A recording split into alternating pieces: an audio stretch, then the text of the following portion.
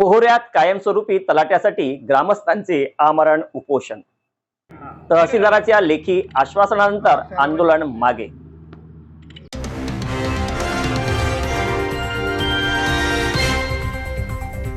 नमस्कार, मी उमेश सिंगंजुडे आणि आपण पाहत आहात यूएस दस्तक।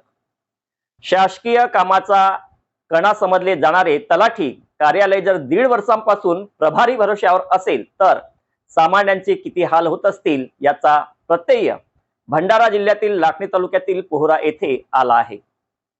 कायमस्वरूपी तलाठ्याच्या मागणीसाठी पोहरा येथील ग्रामस्थांनी थेट महाराष्ट्र दिनीच आमरण उपोषणाचे हत्यार उपसले।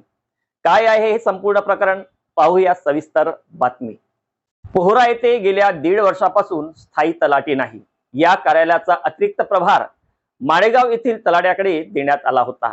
मात्र 2 गावांचा भार सांभाळताना तलाठ्यांना वेळेवर उपस्थित राहणे शक्य होत नाही।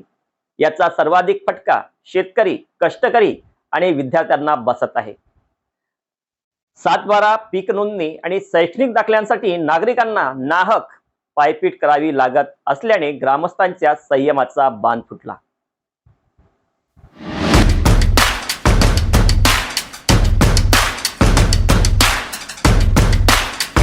यापूर्वी यशवंत खेडीकर आणि रामेश्वर अंबादे यांनी 16 एप्रिल रोजी प्रशासनाला निवेदन दिले होते की 30 एप्रिल पर्यंतची मुदत संपल्यानंतरही प्रशासनाने दखल न घेतल्याने 1 मे महाराष्ट्र दिनाचे औचित्य साधून ग्रामस्थांनी तलाठी कार्यालयासमोर आमरण उपोषण सुरू केले।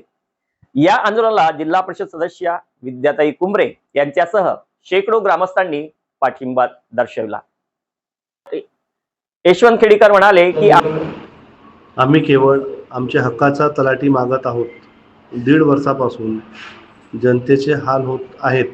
प्रशासनाने मे 2026 अखेरपर्यंत दिलेला शब्द पाळावा, अन्यथा पुन्हा तीव्र आंदोलन छेडण्यात येईल। या संदर्भात प्रतिक्रिया देताना जिल्हा परिषद सदस्य विद्याताई कुंभरे म्हणाल्या की पोहरा हे मोठे गाव असून येथे महसुली कामाचा मोठा व्याप आहे।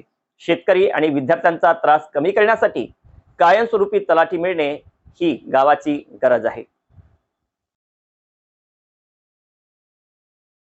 आंदोलनाची तीव्रता पाहून तहसीलदार शीतल घावटे यांच्या वतीने नायब तहसीलदार उरकुडकर यांनी आंदोलकांची भेट घेतली आणि लेखी आश्वासन दिले।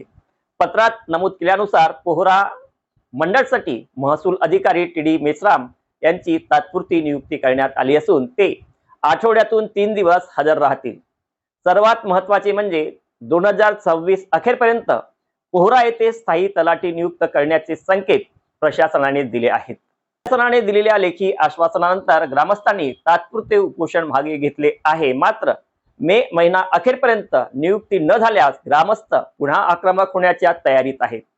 अशाच ताज्या घडामोडींसाठी पाहत राहा यूएस दस्तक। आवडल्यास लाईक करा, शेअर करा आणि चॅनलला सबस्क्राईब करायला मात्र विसरू नका। धन्यवाद।